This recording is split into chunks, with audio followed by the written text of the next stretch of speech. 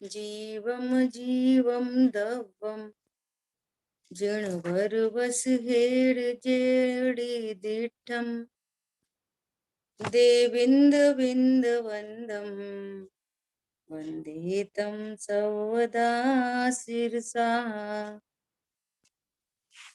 द्रव्य संग्रह जी ग्रंथ और गाथा 3 का हम लोग स्वाध्याय कर रहे थे गुरुदेशी के प्रवचन के माध्यम से। एक बार गाथा 3 का पाठ करते हैं। तिक्काले चदुपाड़ा इंदियवल बल माऊ आड़ पाड़ोय व्यवहारा सो जीवो अड़े छयड़य दो दुचेदड़ा जस। Page number 38। बात चल रही है जीव की, है ना। जीव, इसके अस्तित्व की सिद्धि की जा रही है यहाँ पर कि जीव होता है। तो वो कह रहे हैं संसार दशा में 4 प्राण सहित होता है। अब देखो सेकंड पैराग्राफ पर अपन चर्चा करेंगे। जगत में ऐसे 4 प्राण सहित अनंत जीव सदा रहने वाले जगत में, उस अपेक्षा से यह बात है सब जीवों को 4 प्राण हमेशा रहते ही हैं, ऐसी बात नहीं है। क्यों?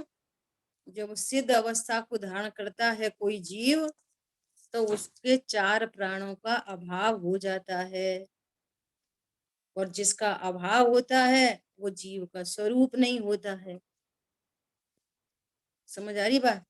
सिद्ध दशा में जिस जिसका अभाव हो गया वह जीव का वास्तविक स्वरूप नहीं था। जो जीव का वास्तविक स्वरूप है वो सिद्ध दशा में है, क्योंकि वस्तु अपने स्वभाव को कभी नहीं छोड़ती।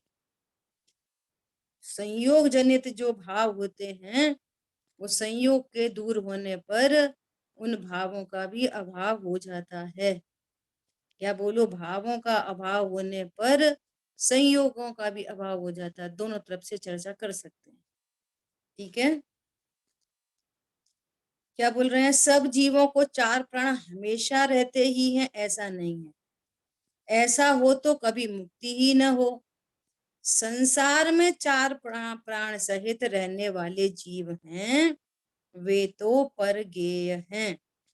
आप में ऐसा भान करे कि ये 4 प्राण तो व्यवहार हैं, निश्चय से मैं शुद्ध चैतन्य प्राण स्वरूप हूँ, ऐसा भान करके 4 प्राणों का अभाव करके सिद्ध हो जाता है। देखो क्या बोल रहे हैं, संसार दशा में 4 प्राणों का संयोग बना। क्यों बना है? कि अनादि से नहीं जाना है कि मैं एक शुद्ध चैतन्य प्राण से जीता हूं। अभी बात कर लो किसी से भी, हर व्यक्ति अब ऐसी बातें कैसी, अरे भैया ऑक्सीजन के बिना नहीं चलेगा, अरे अब योगा प्राणायाम, अरे बैलेंस मील, अरे नेचुरोपैथी, आयुर्वेद, एलोपैथी, है ना। किससे जीते हैं अपन? खाना एकदम सुव्यवस्थित, सारी दुनिया यही कह रही है। जब ऐसा जानते हैं तो फिर 4 प्राणों का प्रसंग बना रहता है। अब 4 प्राणों की पराधीनता नहीं चाहिए, 4 प्राणों की पराधीनता नहीं चाहिए। तो फिर मैं शुद्ध चैतन्य प्राण से जीता हूं, यही मेरा वास्तविक स्वरूप है। बस यहां से शुरुआत हो जाएगी। अब 4 प्राण के अभाव होने की शुरुआत हो जाएगी। विचार करो कहाँ पे चर्चा आई थी? इधर ही तो चर्चा आई थी। बोलो स्वभाव कैसा है? स्वाधीन स्वरूप तो मेरा स्वाधीन है। मुझे मेरे जीने के लिए किसी की भी आवश्यकता नहीं है। स्वरूप से ही मैं स्वाधीन हूँ, स्वयंभू हूँ। और ये स्वयंभू तत्व को मुझे जीने के लिए किसी की आवश्यकता नहीं। मैं स्वयं ही अपने चैतन्य प्राणों से जीता हूँ, जीता हूँ, जीता था, जीता रहूंगा। ऐसा नहीं जाना है तो ये प्रसंग बन गया। अब ऑक्सीजन भी चाहिए, अब भोजन चाहिए। बोलो, है कैसा? सर्वज्ञत्व शक्ति का धारी, और अब इंद्रियों की पराधीनता। अब इंद्रियां सही रहे, इंद्रियों की पराधीनता। और अभी ज्ञान की इतनी विराधना, इतनी विराधना। बोलो, देव गति में 3 ज्ञान का धारी, इतना क्षयोपशम, मति श्रुत अवधि, 3 ज्ञान का धारी, संगी पंचेंद्री प्लस अवधि ज्ञान और चैतन्य स्वरूप की विराधना का फल कि तह तह च थावर्तन धरे। बोलो, समझ में आ रही है? हाँ दीदी, बात सुनते। ये किसका फल है? ये 4 प्राणों का संयोग होना किसका फल है? एक शुद्ध चैतन्य प्राण से मैं जीता हूं, इसकी विराधना का फल है। और जैसे ही इसकी आराधना शुरू हुई, है ना, तो फिर क्या हुआ कि अब ये भाव मिटा, भाव मिटने से द्रव्य कर्म मिटे, और द्रव्य कर्म मिटने से धीरे धीरे इन 4 प्राणों से रहित सिद्ध दशा की प्राप्ति हो जाएगी। आ रही बात समझ में?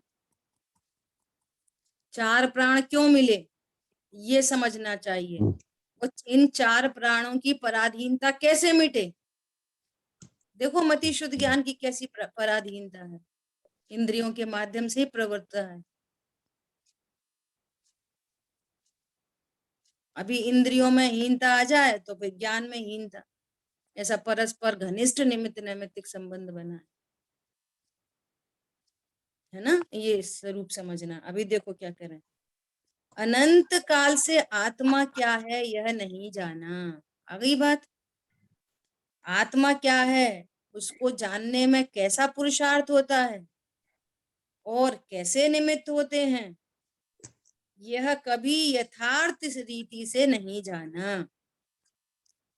शुद्ध चैतन्य को जानकर उसको साधने वाले संत ही सम्यक ज्ञान में निमित्त होते हैं। देखो, जो शुद्ध स्वरूप को जानते हैं उसको साधते हैं। साधना मतलब शुद्ध स्वरूप को कैसे साधना? बोलो, उसी में उसे रमते पकड़ हैं, के उसकी संभालना पड़ता है कुछ? नहीं, उसकी श्रद्धा। साधना मतलब उसी के आनंद में मग्न रहते हैं, ये साधना। सदे सदाए तत्व को देखकर नथिंग टू डू, अकर्तृत्व का आनंद इक्वल टू साधना। क्या बोला? मैं द्रव्य गुण प्रयास से सुस्थित भगवान आत्मा हूँ, सदा सदाया हूँ, मुझे किसी को साधने की जरूरत नहीं है। ऐसे स्वरूप को जानकर नथिंग टू डू, कुछ करना नहीं, और अकर्तृत्व का आनंद, इसका नाम है साधना। तो भैया साधना कैसी चल रही है? बोलते हैं ना, आराधना कैसी चल रही है? आराध्य तत्व को जानने पर आराधना होती है। सो कह रहे हैं शुद्ध स्वरूप को जानकर उसका प्रचुर मात्रा में आनंद होना, ऐसे संत ही सम्यक ज्ञान में निमित्त होते हैं। देखो, बहुत गजब की बात है। अभी अमायन गए थे ना वीर सागर जी भाई साहब के साथ में, तो रास्ते में बहुत सारी बढ़िया आनंद की बातें हुई। तो उन्होंने क्या बोला गुरु गोविंद दो खड़े काके लागू पाए, बलिहारी गुरु आपकी गोविंद दियो बता। कह रहे हैं कि हमारे जो देव होते हैं ना, वे देव तो वीतरागी होते हैं, है ना। कोई कोई साधक जीव है, उसने देवशास्त्र गुरु का निर्णय किया, अपने स्वरूप का निर्णय अनुभव किया और आनंद में मस्त है ना। और फिर कोई तरह का यदि कोई तीव्र कर्म का उदय या परिणाम ही थोड़े डिग जाए तो हमारे देव संभालने नहीं आते। क्या बोला? गुरु संभालते हैं। इतना बड़ा उपकार होता है गुरु का। कौन संभालते हैं? गुरु संभालते हैं, स्थितिकरण कराते हैं, उपभुवन कराते हैं। देव ये नहीं सारे समाज। काम गुरु के होते हैं। हाँ जी। सो कह रहे हैं ऐसे संत ही सम्य ज्ञान में निमित्त होते। देखो पुष्पडाल मुनिराज, बारिशेण मुनिराज, है ना, हम्म, कितने समय तक साथ रहे और फिर भी पत्नी को भूल नहीं पा रहे, तो कैसा सब कार्यक्रम रचाया। वापस वैराग्य हुआ और फिर आकर फिर साधना में आरूढ़ हुए। माघनंदी आचार्य देव, है ना, गुड़स्थान गिर गया, कुमार की कन्या से शादी हो गई, है ना, अब उनको फिर वापस स्थितिकरण, उपभुवन, जाओ उनको बोलना इस प्रश्न का क्या उत्तर है। ये ट्रिक होती है, ट्रिक। गुरु आगे पीछे ऊपर नीचे तरीके से कहाँ पे संभालना है, कहाँ पे डांटना है ना। ऐसे सम्यक ज्ञानी गुरु निमित्त होते हैं। ये कहना चाह रहे यहाँ पे। जीव अनादि से है, वह अनादि से शुद्ध नहीं है। पहले उसकी पर्याय में भूल थी, बाद में स्वभाव का भान कर वीतराग होकर सर्वज्ञता प्रकट की। ऐसे सर्वज्ञ देव ने जीव का यथार्थ वर्णन किया है। ऐसे सर्वज्ञ देव उनकी कही हुई वाणी और उस सर्वज्ञता को साधने वाले, सिद्ध करने वाले गुरु, वही सम्यक ज्ञान में निमित्त होते हैं। अब जो खुद ही कॉन्फिडेंट नहीं है, खुद ही को देवशाह गुरु के स्वरूप का पता नहीं है, खुद ही को आत्म स्वभाव का पता नहीं है ना, वो कैसे निमित्त बनेगा। इसलिए सम्यक ज्ञानी गुरुओं की महिमा कर रहे हैं। साधक दशा में बीच में राग हो तब ऐसे सद निमित्तों पर लक्ष्य जाता है, किंतु कुदेव के प्रति आदर भाव नहीं आता, नहीं होता, नहीं आता। देखो, साधक दशा में बीच में राग आए तो सद निमित्तों की ओर लक्ष्य जाता है। भैया निमित्त तो कुछ करता नहीं, निमित्त तो कुछ करता नहीं। स्वर्ण को शुद्ध करने में निमित्त कौन है? बोलो। अग्नि स्वर्ण निमित्त है। पाषाण, अग्नि अग्नि, निमित्त अग्नि है ना, अग्नि निमित्त है। अग्नि कैसे निमित्त है? कि जब उस स्वर्ण में शुद्धता होने का उपादान होता है, निमित्त। उपादान तो स्वर्ण का है, तो उसमें सत निमित्त क्या है? अग्नि। समझ में आ रही है? हाँ, अग्नि स्वर्ण पाषाण को शुद्ध नहीं करती, क्योंकि शुद्ध होने की योग्यता उसकी पर्याय में है। हाँ, और निमित्त कौन है? अग्नि। इसका क्या मतलब है? कि अब नास्ती करो अन्न की, पानी से शुद्ध नहीं होता, एसिड से शुद्ध नहीं होता, एक की अस्थि और अनंत की नास्ती होगी। हाँ, समझ में आ रही है बात? इसी प्रकार रत्नत्रय जीव की स्वयं की पर्याय में स्वयं अपनी उपादान योग्यता से उत्पन्न होती हैं, परंतु उसमें निमित्त सत निमित्त कौन होते हैं? देव शास्त्र गुरु।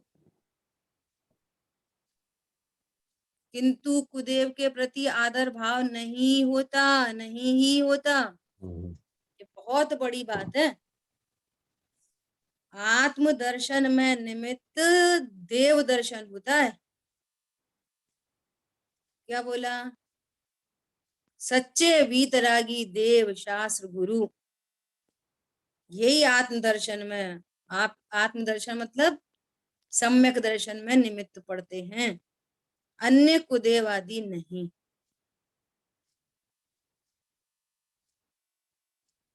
मोक्ष मार्ग का स्वरूप पे चर्चा चल रही है दोपहर की क्लास में, तो उसमें आ रहा है सम्यक दर्शन का लक्षण, निश्चय और व्यवहार। तो व्यवहार निश्चय सम्यक दर्शन क्या है, कौन बताएगा? निश्चय सम्यक दर्शन क्या है और व्यवहार सम्यक दर्शन क्या है? मैं आत्मा ही हूँ, ऐसा, ऐसी श्रद्धा, हम्म निश्चय समय दर्शन, हम्म उसका ज्ञान, व्यवहार, समय ज्ञान, व्यवहार सम्यक दर्शन। सुख की प्राप्ति, अरे सम्यक दर्शन समय दर्शन, श्रद्धा गुण की पर्याय। श्रद्धा, निश्चय सम्यक दर्शन मैं आत्मा हूं ऐसी श्रद्धा, और व्यवहार सम्यक दर्शन मैं अन्य नहीं। पक्का श्रद्धा दीदी।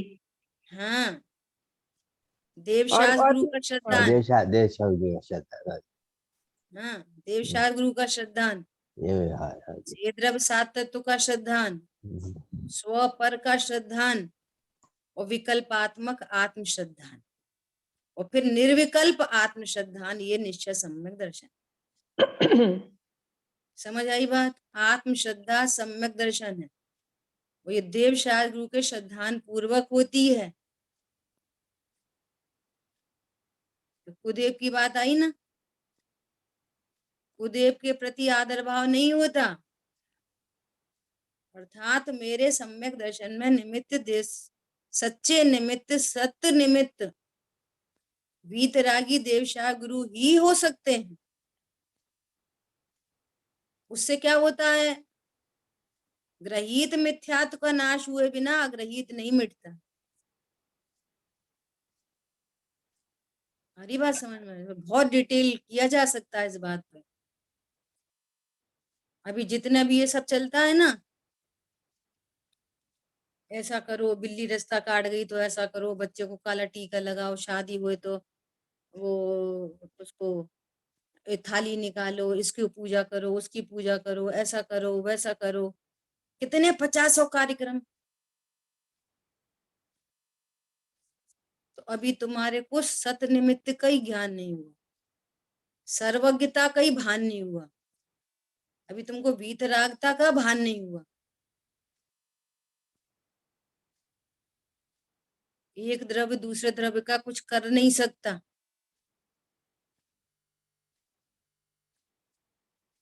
हिंसा में धर्म समझना, यज्ञ आदि से सुख होता है, पाप परिणाम से सुख होता है। बोलो, अभी देवशास्त्र गुरु का क्या है? अभी लोग ऐसा बोलते हैं ना, अपने घर में अपने ही बच्चे बोलने लग जाते हैं। अब तो आप जैन कुल में जन्मे हो तो कहते हो कि जैन अच्छे हैं, महावीर भगवान अच्छे हैं, सारे भगवान बराबर हैं, सारे भगवान बराबर हैं। बोलते कि नहीं बोलते हैं बच्चे? बोलते हैं जी। तो क्या बड़े बड़े बोलते हैं, सारे भगवान क्या हैं? सब भगवान बराबर है, भगवान भगवान बराबर है। हमारे भगवान अच्छे, तुम्हारे भगवान, ये तुम तो नए राग द्वेष खड़े करते हो, समानता का व्यवहार नहीं है। समझ में आ रही है बात? उनके भगवान कहते हैं कि तुम बलि चढ़ाओगे तो अल्लाह तुम्हें जन्नत देगा। वो कह रहे हैं कि तुम है ना पेड़ को पूजोगे तो तुम्हारे सब काम सदेंगे। गाय का गोबर पूजोगे, गाय हमारी माता है, गाय की पूंछ में पता नहीं कितने देव रहते हैं। वो भी सही है, ये भी सही है, क्या फर्क पड़ रहा है? और हम स्वाध्याय करते हैं। विचार करना विस्तार बहुत है, ठीक है? देखो क्या बोल रहे हैं, पेज पलट गया। अभी क्या करें, किंतु कुदेव के प्रति आदर भाव नहीं होता, बस आदर नहीं होता, द्वेष नहीं होता, राग नहीं होता। आदर नहीं होता का अर्थ ये नहीं है कि फिर द्वेष होता है, आदर नहीं है उनका, बस खत्म। उनकी बातों को मानते नहीं बस। भाव निर्णय किया है, निर्णय करके। अरे जो स्वयं सुखी है वो सुखी होने का मार्ग बता सकता है, जो सर्वज्ञ है वो सुखी होने का मार्ग बता सकता है। रानी चेलना और राजा श्रेणी का झगड़ा क्यों खड़ा हुआ? हमारे गुरु सर्वज्ञ हैं। तुम्हारे गुरु सर्वज्ञ हैं तो उनसे पूछो कि चप्पल कहाँ है।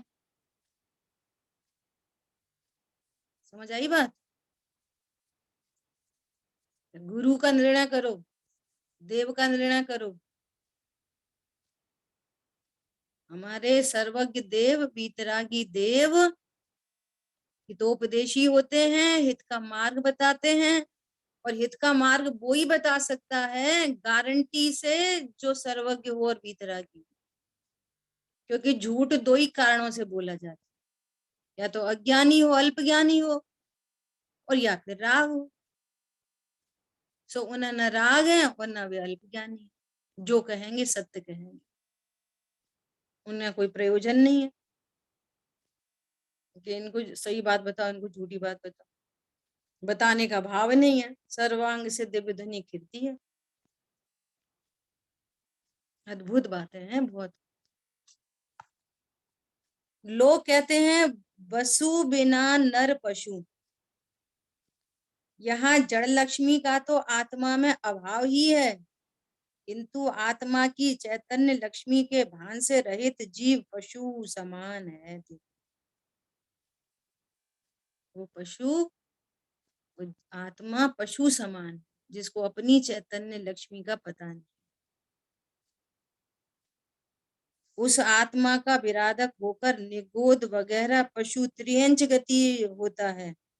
और जिन जीवों ने यथार्थ स्वभाव का भान किया वे जीव आराधक होकर अल्प काल में सिद्ध होते हैं। देखो, दो ट्रेन चल रही है, एक निगोद की और एक सिद्ध दशा की।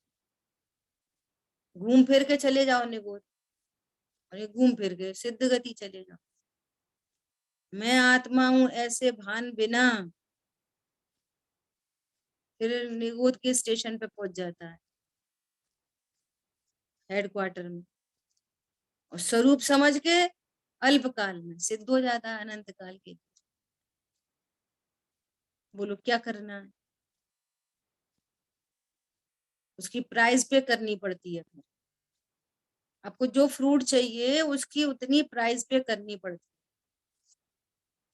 पहले भावना होनी चाहिए और भावना के योग्य पुरुषार्थ होना चाहिए।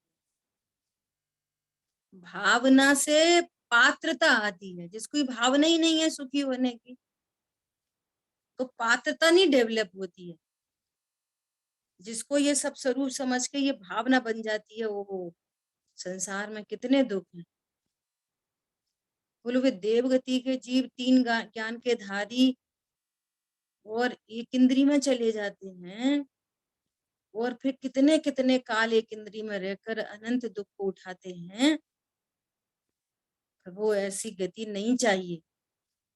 अब तो मुझे अपने स्वरूप को समझकर ऊर्ध्वगमन ही करना है। अब ऐसी भावना, अब वो भावना ही नहीं है। हम तो स्वाध्याय करते हैं बस, रोज 2 टाइम 3 टाइम गुरुदेवश्री को सुनते हैं, भावना ही नहीं है। तो बिना भावना के पात्रता नहीं आती। समझ में आ रही है बात? भावना से पात्रता बनी, और फिर उस योग्य पुरुषार्थ, हाउ टू अचीव, इसके लिए क्या करना चाहिए? तो कहेंगे कि भैया देव शास्त्र का निर्णय करो, 6 द्रव्य 7 तत्व का निर्णय करो, स्व पर का भेद ज्ञान करो और स्व का आश्रय करो। एक यही तरीका है, दूसरा कोई तरीका नहीं, यही राजमार्ग है। और स्वभाव की जहाँ आराधना शुरू हुई, अब ऐसा जीव 1 इंद्री 2 इंद्री 3 इंद्री 4 इंद्री असंगी में जाता ही नहीं। समझ में आ रही है बात? क्या बोल रहे हैं? शुद्ध चैतन्य तत्व क्या है, उसके आराधक जीव कैसे हों, यह जानकर स्वयं आप स्वभाव का आराधक होकर सिद्ध दशा प्राप्त करता है। इसलिए यहाँ सर्वज्ञ देव ने ज्ञान में प्रत्यक्ष देखे हुए और वाणी से कहे हुए जीव अजीव आदि द्रव्यों का वर्णन किया है। लेकिन इस पहले ऐसा कहने वाले सत्यार्थ देव गुरु शास्त्र को पहचानना चाहिए और उसके विरुद्ध कहने वाले कुदेव को गुरु को शास्त्र को त्यागना चाहिए, छोड़ना चाहिए। देख भाई, यदि तुझे चैतन्य तत्व की मुक्त दशा प्रकट करना हो तो पहले सत समागम से इसका यथार्थ ज्ञान कर। पता क्या ख्याल में आ रहा है? अभी पढ़ते पढ़ते क्या ख्याल में आया कि जब बच्चा 12th करके बाहर आता है ना, अब किसी कॉलेज में जाना होता है, अब पूछो उनके माँ बाप से, हर व्यक्ति इस प्रोसेस से निकलता है, कितनी टेंशन, कितनी आकुलता, कितनी भागदौड़, कौन सा कॉलेज अच्छा है, क्या कॉलेज अच्छा है, इसका एकेडमिक कैसा है, कितनी परसेंट बनी है, कौन सी स्ट्रीम दिला दें, कहाँ भेज दें। बोलो, चाहे कहीं भेज देते हैं, 12th कर ली बेटा एडमिशन ले लो चाहे कहीं, बोलो अपन लौकिक भाषा में बोले तो देवशास्त्र गुरु का निर्णय करते हो कि नहीं करते? करते हैं। कौन सी इसमें डालें तो बच्चा अच्छे से धन कमा लेगा, है ना, लग्जरी मेंटेन कर लेगा, कभी इसको दर दर की ठोकर नहीं खानी पड़ेगी, परेशान नहीं होगा। पूछो उन माँ बाप से, या अपन अपने लिए सोचो, जब अपने पास ये टाइम आया था तो कितने कितने निर्णय नहीं किए थे। बहुत किया रहता है। बोलो, कभी उससे पूछना आपका बच्चा ने कोचिंग कहाँ ली, उनने कहाँ पे ली, उनने कौन से इंस्टीट्यूट में जान डाला, यहाँ पे कहाँ डाला, कैसे करा, क्या नहीं करा। और या पारलौकिक में बोलो, उतने एफर्ट्स तब डले थे, ऐसे एफर्ट्स अभी अपन अपने खुद के अनंत काल के सुखी होने के लिए नहीं डाल रहे।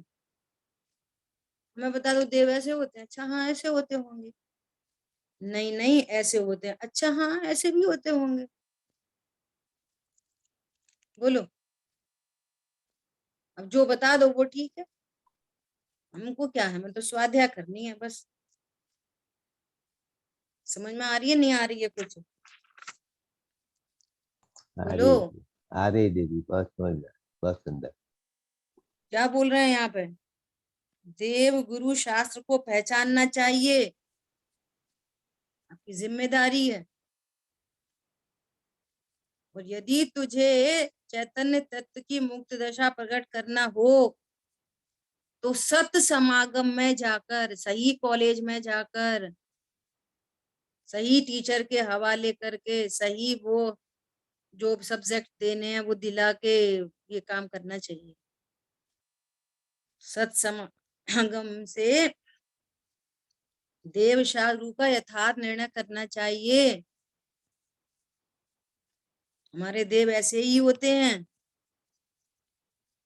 शास्त्र ऐसे ही होते हैं, गुरु ऐसे ही होते हैं, उनका निश्चय व्यवहार से स्वरूप, चार अनुयोगों से स्वरूप, तो बहुत बार बोलते हैं, लिखो, है ना।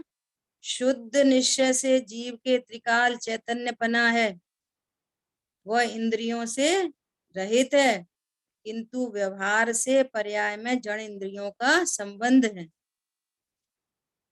पेज चेंज करना है आपको, 39 नंबर पे। क्या बोल रहे हैं? जड़ इंद्रियों के प्राण को, अब फिर नया से बात कर रहे हैं, देखो,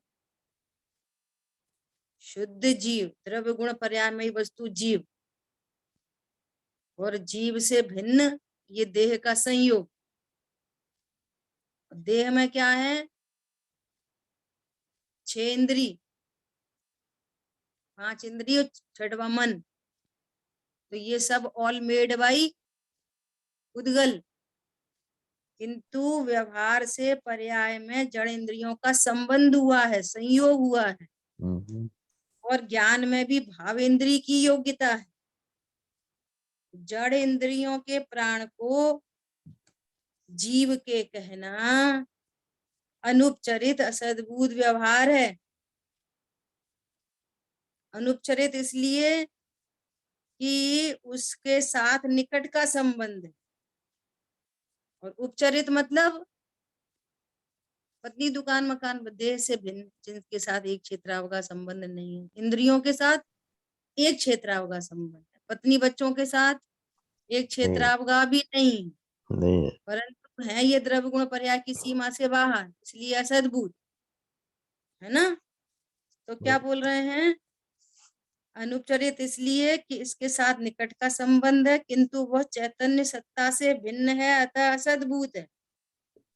और पर्याय में निमित्त की अपेक्षा द्रव्य प्राण के साथ संबंध है, इसलिए उसको व्यवहार कहा। इसलिए व्यवहार की पूरी बता दी, क्यों व्यवहार कह रहे हैं, संयोग के कारण व्यवहार कह रहे हैं। इंद्रिय वगैरह जड़ प्राण अवश्य हैं, लेकिन वे जीव के स्वभाव से पृथक हैं। मैं आंख से नहीं देखता, कान से नहीं सुनता, इंद्रियां जड़ प्राण है, मैं तो चैतन्य प्राण को धारती हुई वस्तु हूँ, संयोग की अपेक्षा से कहा जाता है। देखो संगी पंचेंद्री कहा, इसका मतलब क्या हुआ कि जितनी इंद्रियां उतना ज्ञान का क्षयोपशम, तो इंद्रियों ने ज्ञान के क्षयोपशम को इंडिकेट कर दिया। ऐसा बोले दो इंद्री बोले, दो इंद्री का संयोग मतलब अल्प क्षयोपशम। कितना क्षयोपशम हुआ कि उसका ज्ञान अकेले स्पर्शन इंद्री संबंधी विषयों को और रसना इंद्री संबंधी विषयों को जान सकता है, उसके अलावा कुछ नहीं जान सकता। इतनी ज्ञान की हीनता हो गई, दो इंद्री हो रहा। तो बोल रहे हैं दो इंद्री और समझ में आ रहा है क्षयोपशमिक ज्ञान। समझ में आ रही है बात, क्योंकि दोनों का घनिष्ठ निमित्त नैमित्तिक संबंध है। सो व्यवहार से परमार्थ का प्रतिपादन हो गया। इंद्रियों के माध्यम से हमने ज्ञान की योग्यता समझ ली, इसलिए व्यवहार लागू पड़ रहा है, वो घनिष्ठ संबंध है। ऐसा समझे तो परमार्थ स्वभाव की ओर झुके और धर्म हो। Very important. बोलो धर्म कैसे होएगा, क्या करें तो धर्म होगा। ओहो, देह भिन्न है, आत्मा भिन्न है, आत्म स्वरूप का ज्ञान है, विश्वास और अपने अविनाशी पने का आनंद, बस इस आनंद का नाम, आत्मा के आश्रय से होने वाला आनंद, उस आनंद का नाम धर्म है। सम्यक चारित्र की पर्याय को सरल भाषा में कहो तो आनंद का नाम सम्यक चारित्र है। अस्ति से और नास्ति से टेंशन का मिटना, सो सम्यक चारित्र। क्या बोला, क्या बोला, विकल्पों का मिटना सम्यक चारित्र। हाँ, टेंशन मिटना, भय मिटना, आकुलता मिटना, ये नास्ति से। और अस्ति से आनंदित होना, निर्भय होना, निशंक होना, ये धर्म है। आत्मा को जानने पर ओहो, मैं अजन्मा तत्व, अजर अमर अविनाशी हूं, मैं बालक वृद्ध युवा नहीं होता, मेरे में कुछ नहीं होता, नहीं घटता नहीं बढ़ता, ध्रुव जीवन हमारा है।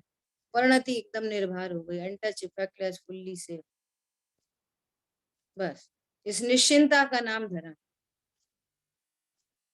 अब ये निश्चिंता हो तो धर्म हो, ये निश्चिंता नहीं स्वभाव के आश्रय से, अब बाकी जो कुछ है सो कर्म है। कर्म का नाम है आकुलता, और आकुलता से होता है बंध, बंध से होता है चार गति। जो टेंशन में जीते हैं वे अधर्म करते हैं, अधर्म हो रहा है। हरी बात समझ में, धर्म मतलब सम्यक चारित्र रूप परिणति, आनंद रूप परिणति, जो कैसे प्रकट होती है, परमार्थ स्वभाव की ओर झुके। झुके मतलब यही मैं हूँ, इतना ही मैं हूँ, अकर्ता हूँ, ज्ञायक हूँ, अविनाशी हूँ, जो कहना है कहूँ। देखो अभी क्या बोल रहे हैं,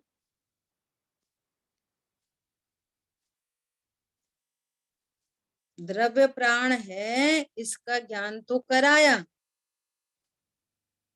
द्रव्य प्राण है, इसका ज्ञान तो कराया। द्रव्येंद्रियां हैं, उनको जाने ही नहीं तो ज्ञान ही खोटा है, मिथ्या। ज्यों का त्यों जाने तत्वों को, आत्म में चित धारे जो।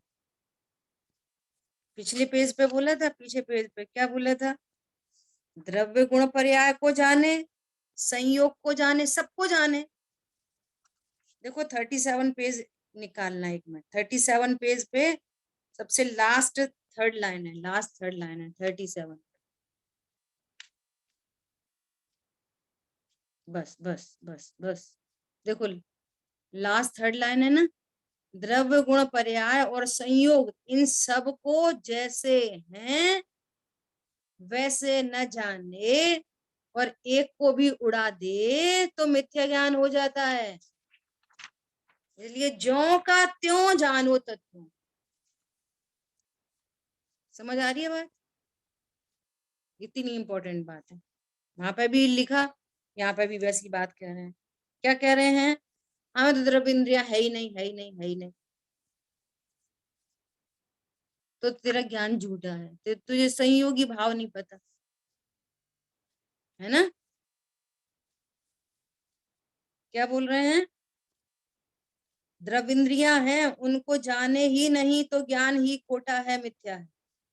उन द्रव्य इंद्रियों से भिन्न चिदानंद स्वभाव है, उसको न जाने और द्रव्य इंद्रियों को आदरणीय माने तो भी मिथ्या ज्ञान है।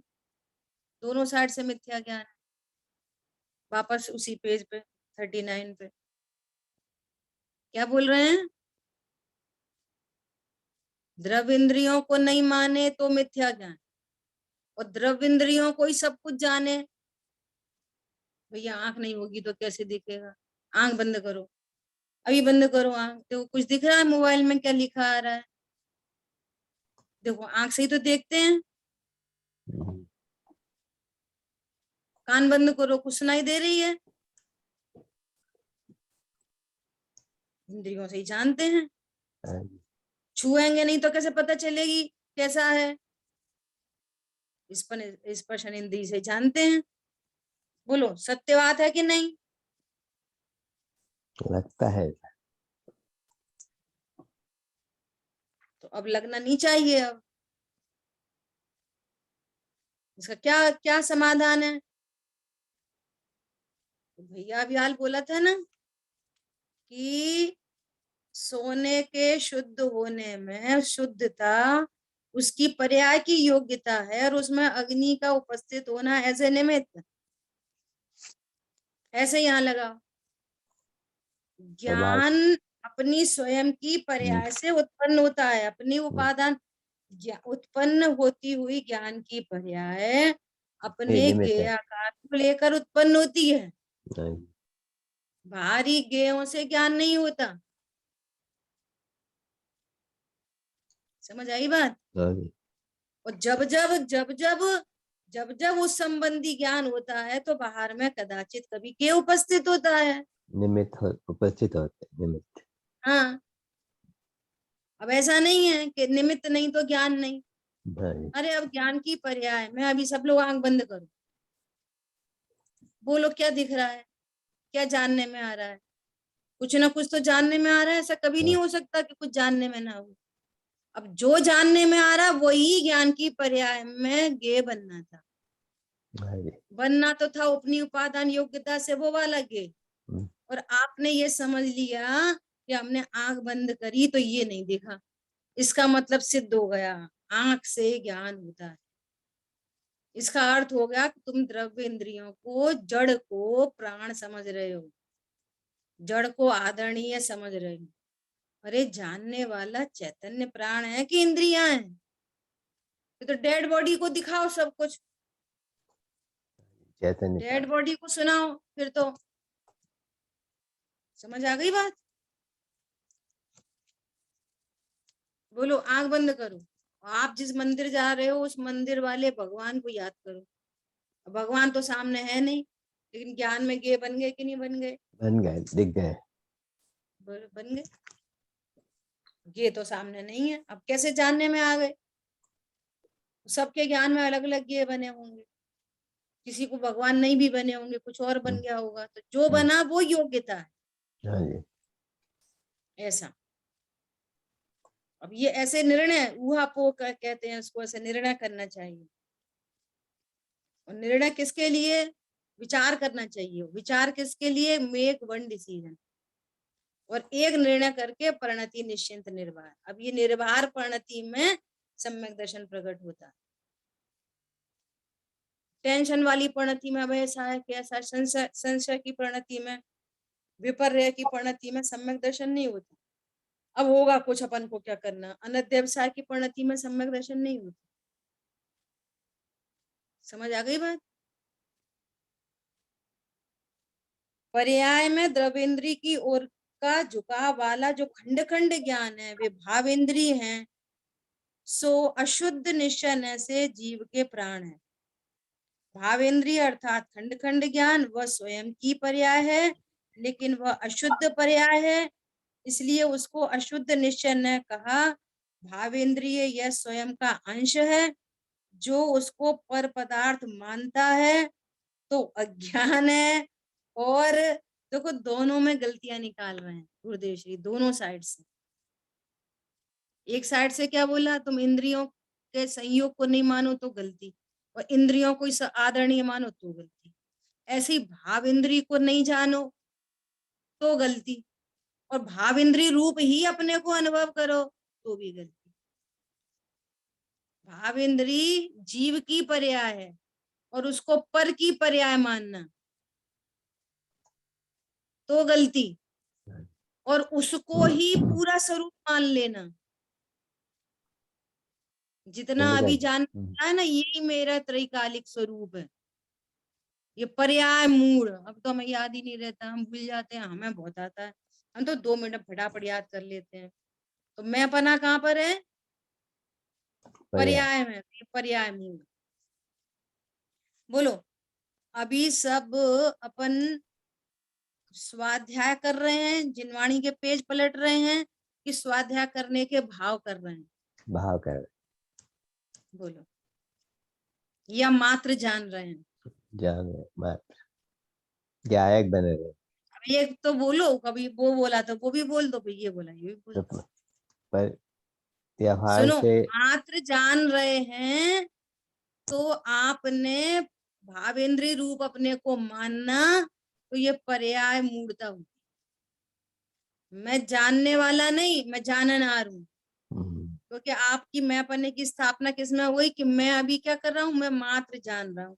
तो जानने वाली तो भाव इंद्रिय है, खंड खंड ज्ञान है, और मैं अखंड गायक हूँ। समझ में आ गई बात? देखो फिर से, भावेंद्री यह स्वयं का अंश है, और मैं अंशी हूँ। जो उसको पर पदार्थ मानता है या पर से ज्ञान होता है वो अज्ञान, और उस अंश जितना ही संपूर्ण आत्मा मान ले तो भी पर्याय मूल अज्ञानी है। वर्तमान अंश को अंश जितना जाने, पर्याय है जानने देखने वाली, पर्याय को पर्याय स्वीकार करे, और त्रिकाली ध्रुव को त्रिकाली ध्रुव स्वीकार करे। और फिर आदरणीय कौन हो? पर्याय नहीं, त्रिकाली ध्रुव को आदरणीय, उसका आदर करे तो सम्यक ज्ञान धर्म होता है। देखो गजब की टेक्नोलॉजी दे रहे हैं गुरुदेव जी। समझ में आ रही है बात? समय अपना हुआ है, इस पॉइंट पे कल अपन चर्चा वापस करेंगे, भावेंद्री पे। ठीक है,